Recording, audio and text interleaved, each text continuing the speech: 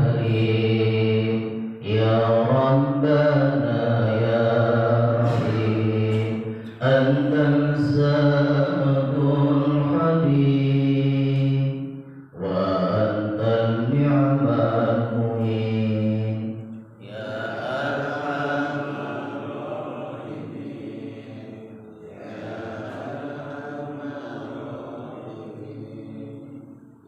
أرحم الراحمين الرجال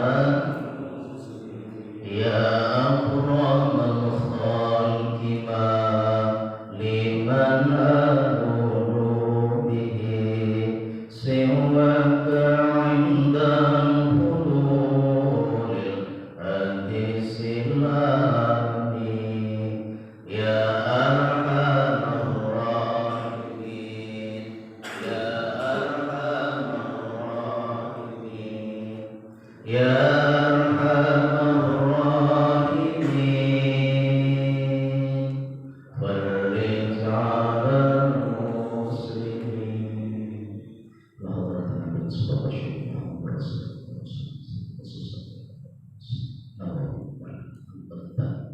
شهر الله لهم الفاتحة أعوذ بالله من الشيطان الرجيم الحمد لله رب العالمين إياك نعبد وإياك نستعين اهدنا الصراط المستقيم صراط الذين أنعمت عليهم غير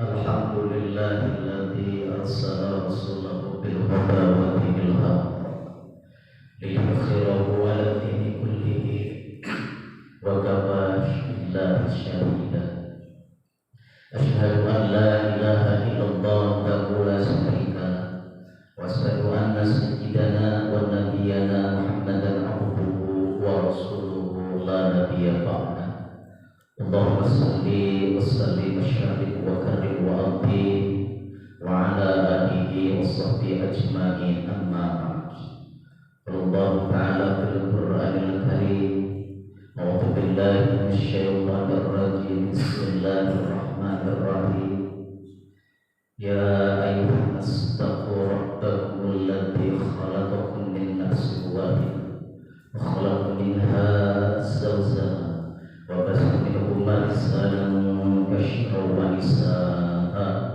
واتقوا الله الذي تساءلون به والأرحام إن الله كان عليكم رقيبا وقال تعالى يرفع الله الذين آمنوا منكم والذين أوتوا العلم درجات صدق الله العظيم. Hadirin jamaah subuh yang dirahmati Allah Subhanahu wa taala, khusus yang saya hormati Ketua DKM Masjid Al-Muhajirin Anda Ustaz Haji Jenal Atikin SE, juga yang saya hormati Ketua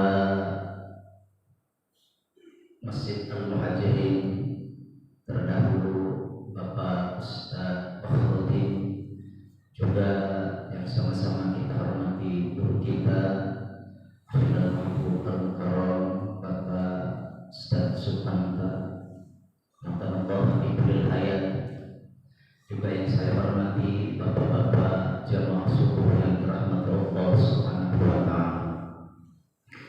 Syukur kita panjatkan kehadirat Rabbi yang mana pada kesempatan pagi yang cerah ini, yang dingin ini, kita masih bisa melangkahkan kedua kaki kita untuk melaksanakan sholat subuh berjamaah, yang mana pada awal-awal bulan Rabiul Awal ini subuh ini masih muda ya Pak, jam 4:04 sudah subuh. Kalau yang biasa terbangun jam 3 tidak masalah, yang belum biasa terbangun rasa berat. Namun berhubung ada iman di dalam diri kita, pasti kita akan bangun untuk melaksanakan sholat subuh berjamaah. Walaupun hujan-hujan misalkan ataupun harus merangkak, kita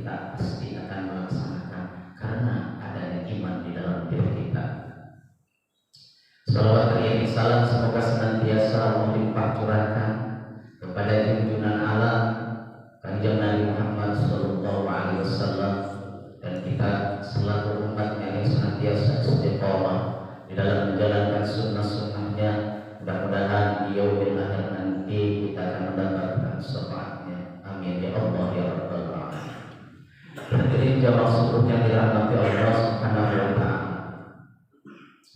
Ada dua golongan manusia yang senantiasa akan Allah angkat derajat, akan Allah tinggikan derajat.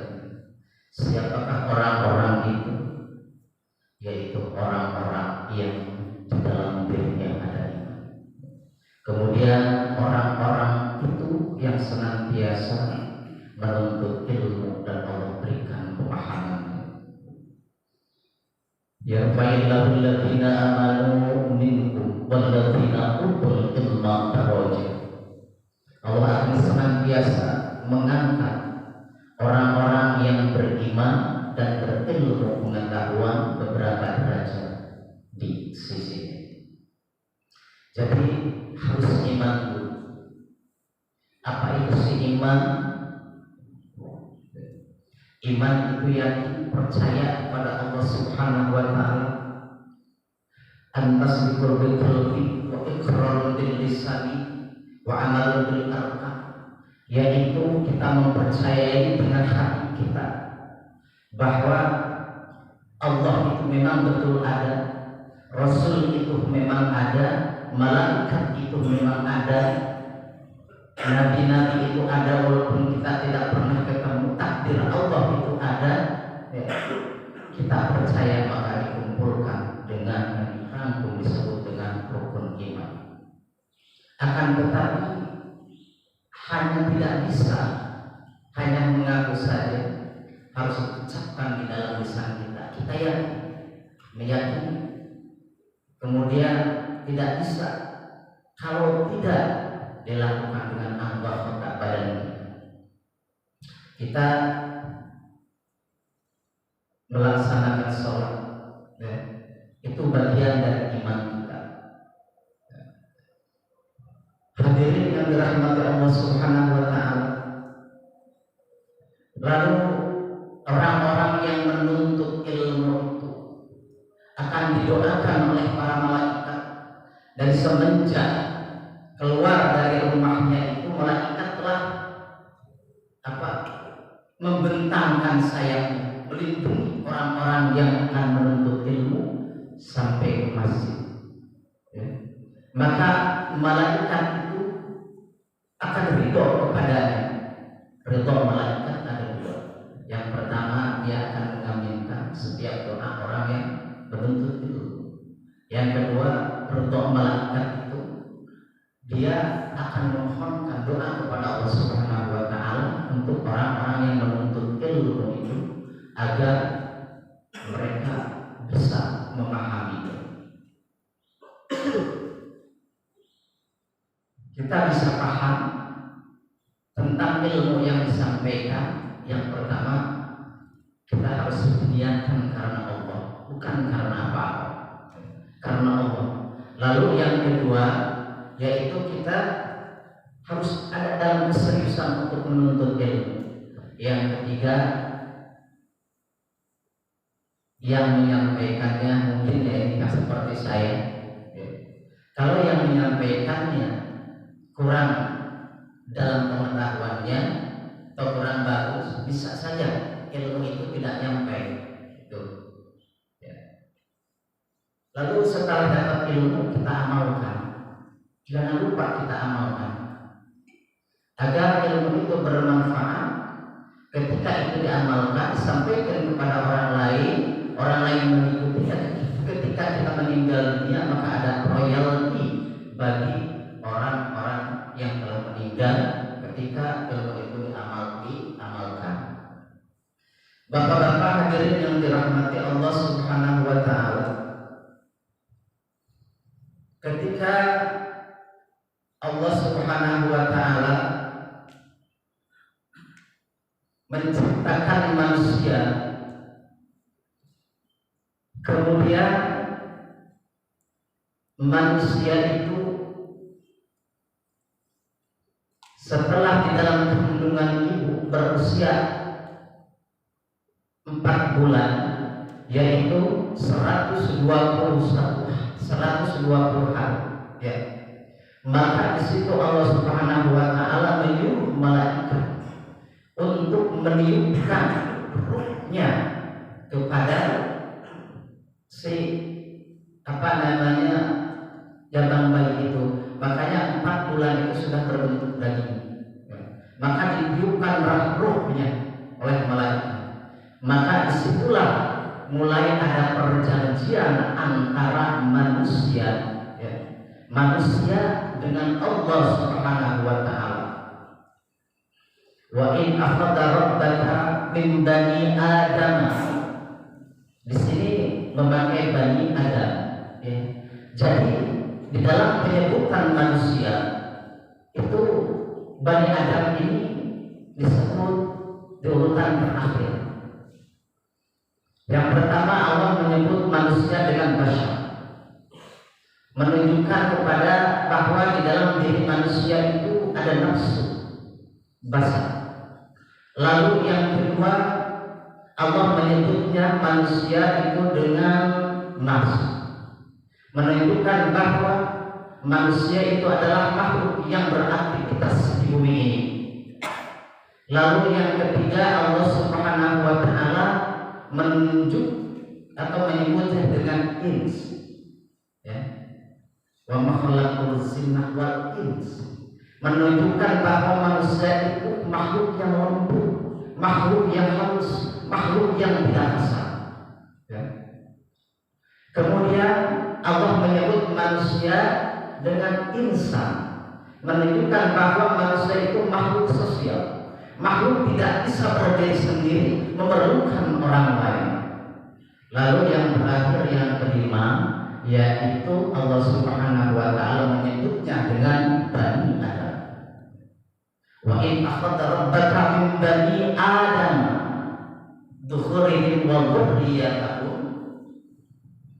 Kata ketika Allah Subhanahu wa taala mengambil perjanjian dengan bani Adam, dengan seluruh anak Adam, maka Bapak Ibu Bapak sekalian, ya, jadi kita itu dipanggil bani Adam, menunjukkan bahwa kita ini adalah semuanya keturunan dari Nabi Adam, ya.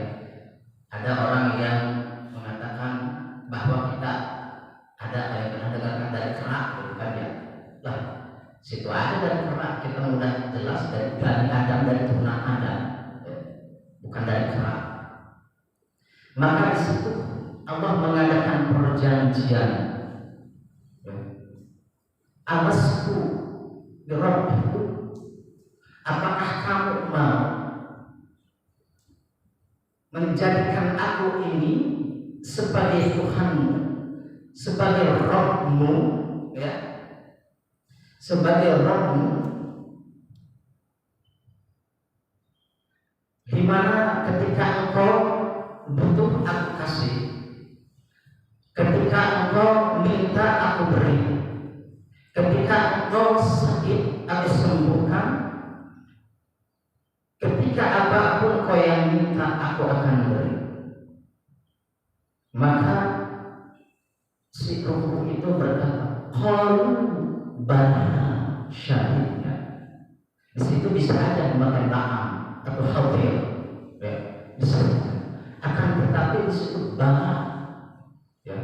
Kalau bala tapi satu kali, ya Pak, bala, enggak pakai 2 kali peranan, ya, bala itu enggak, ya, bala syahid.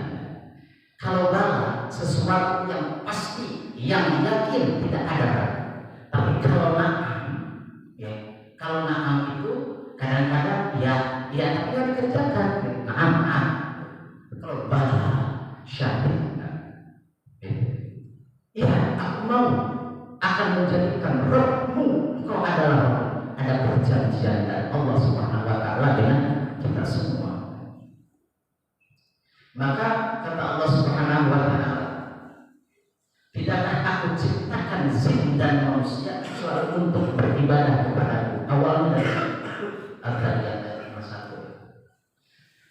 51. Jamaah subuh yang dirahmati Allah Subhanahu wa taala. Maka ketika sudah ada perjanjian di situ, ya, Allah sebut dengan kenapa disebut Rob, gitu kan ya? Karena Allah mempunyai zat yang Rob, sesuatu yang pemberian tidak ada batasnya, tidak terkendali dengan apapun. Ya. Ada seorang ayah atau ibu memberikan kepada anaknya kasih sayangnya, diberikan ini, diberikan itu, diberikan segala macam. Tapi ada batasnya. Ketika orang tua itu meninggal dunia, sudah selesai. Ya. Maka disebut murabbi, ya, disebut murabbi. Ada batasnya. Ya. Akan tetapi pemberian Allah Subhanahu wa taala tidak ada batasnya. Tidak ada batasnya. Rob, maka kalimatnya berubah menjadi Robbi. Robbi.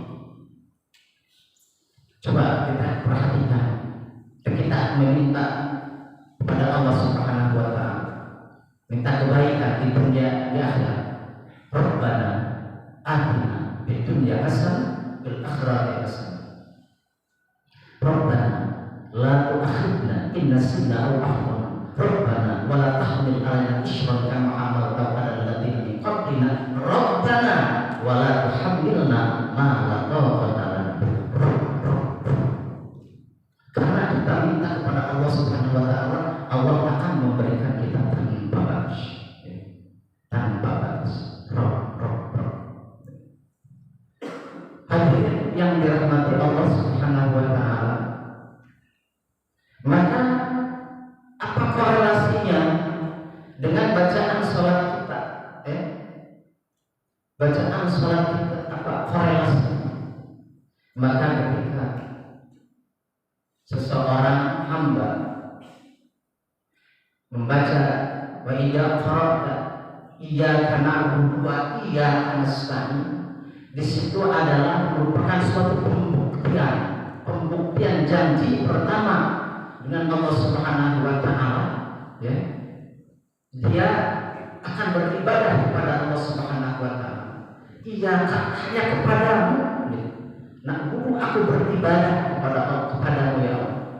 Maka kata Allah Subhanahu wa taala,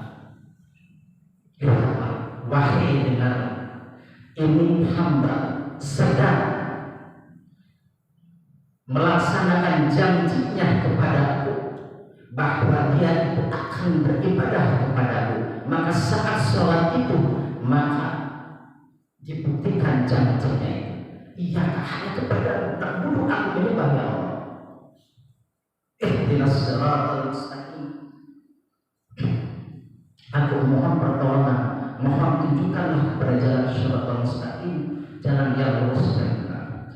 Maka kata Allah ketika iyyaka na'budu wa iyyaka nasta'in, bahwa hamba-Ku ini sedang mengadakan perjanjian denganku, kata Allah Subhanahu wa taala. Sekarang engkau mau apa? Minta akan aku kabulkan. Maka ketika seorang hamba melaksanakan sholat dengan benar bacaannya, pasti akan dikabulkan oleh Allah Subhanahu wa taala permintaannya, ya. Hadirin jamaah yang dirahmati Allah Subhanahu wa taala. Akan tetapi terkadang, ya, kita melaksanakan sholat ini sudah berpuluh-puluh tahun, ya. Sudah berpuluh-puluh tahun kita tidak tahu sholat kita yang mana yang diterima oleh Allah Subhanahu wa taala.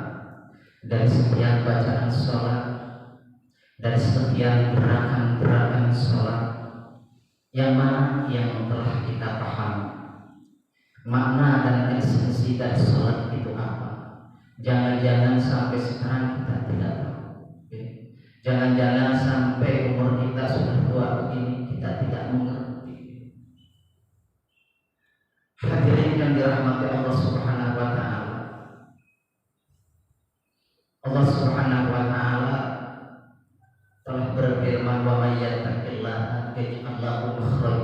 wa yarzuqhu min haitsu la yahtasib. Barang siapa yang bertakwa kepada Allah, ya, maka Allah akan memberikan rezeki min haitsu la yahtasib, ya, dengan arah yang tidak diduga-duga. Akan tetapi terkadang kita rasakan, ya, janji Allah itu kok tidak kunjung datang. Karena pertama mungkin kita menafsirkannya bahwa rezeki itu kita memandangnya hanya harta saja, ya. Akan tetapi kita tidak menyadari bahwa kesehatan itu luar biasa, ya Allah, ya Rabbi, ya. Cerita saya hampir sama dengan Pak Imam Ustaz Rodi mungkin, ya. Ketika saya sakit, Bapak-bapak sekalian, Allah ya Rabbi, hati saya itu miring ketika melihat orang bisa jalan. Kenapa? Karena saya itu nggak bisa jalan selangkah itu, nggak apa-apa. Allah, mati saya, gitu kan. Ya Allah ya Rabbi, ketika saya masuk rumah sakit, saya itu tidak apa-apa, tiganya nyesek, bapak-bapak, ya. Ketika saya mau pulang, seminggu mau pulang, ada nyesek. Yang saya minum obat Pak 20 blok pagi-pagi itu 20 blok. Ya itu obat apa saya juga nggak tahu. Kalau saya kuat mungkin itu saya terus hidup, kalau nggak kuat lewat gitu. Siang saya minum 8, udah 28. Malamnya mau tidur 2, jadi 30 Pak. 30 sehari itu. Ya Allah, yang ada nyesek Pak. Saya ke kamar mandi aja, waduh ya Allah ya Rabbi, susah banget saya tayamum sholat itu. Maka kalian ketika melihat orang bisa berjalan, saya senang, anak saya mengiri, ya Allah ya Rabbi, orang bisa jalan, sementara saya mau jalan aja susahnya luar biasa. Nah, terus nggak bisa pas oksigen, ya Allah. Ketika itu saya mohon kepada Allah, ya Allah, seandainya saya bukan gak ikhlas ya Allah, kalau saya meninggal dunia, jangan pas corona begini, nanti nggak ada yang nakutin, nggak ada yang doain, pada kabur ini. Dan di mana itunya? Saya bilang di mana ininya? Di kuburnya. Ya Allah ya Allah. Hadirin yang dirahmati Allah Subhanahu wa Ta'ala. Jadi yang disebut rezeki itu hanya bukan harta aja, bukannya uang aja. Memang Allah Subhanahu wa Ta'ala akan memberikan rezeki dari arah yang tidak diduga-duga. Tapi sampai saat ini, sampai detik ini, ya mungkin itu belum kunjung datang. Coba kita cek sholat kita cek ibadah kita. Alladzina yu'minuna bil ghaibi wa yuqimunas shalah. Sungguhnya orang-orang yang beriman itu, yaitu, ya, percaya kepada yang gaib, kemudian dia aqimus shalah, menyempurnakan sholatnya. Jangan-jangan selama ini sholat kita tidak sempurna, ya. Jangan-jangan selama ini kita sholat hanya ikut-ikutan sholat, gitu kan? Tidak tahu makna dan esensi dari sholat itu, ya. Coba kita pelajari, ya, kita pahami, ya, tentang sholat itu. Hadirin yang dirahmati Allah Subhanahu wa Ta'ala, ternyata perintah sholat itu, ya, datang bukan kepada kita saja. Nabi-nabi terdahulu pun sudah diperintahkan oleh Allah Subhanahu wa Ta'ala sholat. Nabi Ibrahim berdoa, Rabbis'alni muqimas sholati wa min dzurriyyati Rabbana wa taqabbal du'a. Ya Allah ya Rabbi, jadikanlah aku ini sebagai orang atau hamba yang melaksanakan sholat, menunaikan sholat, dan juga keturunan-keturunan. Jadi keturunan Nabi Ibrahim itu kakeknya daripada Nabi Muhammad SAW. Dari Nabi Ibrahim ke kanjeng Nabi Muhammad itu sekitar 30 generasi. Dan generasi itu ribuan tahun lamanya. Jadi Nabi Ibrahim itu kakek kakek kalian gitu. Jadi nasabnya ke junjungan kita kan Nabi Muhammad sallallahu alaihi wasallam. Muhammadun Abdullah bin Abdul Muthalib bin Hasan bin Ma'na bin Kilab bin Usay bin Ma'ad bin Udada bin Muqayyim bin Tayyar bin Ismail alaihissalam bin Ibrahim alaihissalam. Jadi nyambung ke situ. Jadi ada apa namanya dari sananya memang keturunan baik kami Nabi Muhammad sallallahu alaihi wasallam. Jadi perintah sholat ini bukan hanya sekarang bahkan ketika junjungan kita Rasulullah sallallahu alaihi wasallam Isra Mi'raj diperintahkan oleh Allah Subhanahu wa taala. Ketika nabi-nabi yang lain pun ketika nabi-nabi yang lain pun disuruh oleh Allah Subhanahu wa taala adalah melaksanakan ibadah sholat. Kemarin kita telah membahas mengenai bacaan sholat mulai alhamdulillah, segala puji bagi Allah. Ternyata puji itu tidak hanya satu, ada beberapa puji. Allah memuji kepada dirinya sendiri, Allah memuji kepada makhluknya, makhluk memuji kepada Allahnya, makhluk memuji kepada makhluknya. Ar-Rahman Ar-Rahim, Allah adalah mempunyai sifat Ar-Rahman Ar-Rahim. Ar-Rahman adalah yaitu sifat Allah yang diberikan tanpa batas siapapun orangnya, mau orang muslim ataupun tidak muslim, selagi dia mau mencari, Allah akan berikan, semuanya akan berikan selagi orang tidak malas. Makanya jangan kaget ketika orang muslim, non muslim kena Chinese gitu hartanya banyak, urusan dunianya banyak ya, karena sifat Allah Ar-Rahman akan saya berikan, silakan berikan akan tetapi Ar-Rahim buat kita butuh Ar-Rahim, suatu yaitu yang namanya kasih sayang Allah tidak hanya di dunia ini, akan tetapi kita menginginkan kasih sayang Allah yaitu juga di akhirat, di akhirat. Makanya kita ingin mendapatkan rezeki yang banyak juga dan barokah, dan berkah. Untuk apa? Untuk beramal soleh. Maka amal soleh itu saya bilang kemarin, amal itu amal soleh itu akan terbagi dua. Maka sadaqah dengan zariah. Sadaqah ketika orang itu meninggal dunia maka putus amal-amalan sholatnya putus, puasanya putus juga, nggak berzakat lagi, sebesar putus sudah.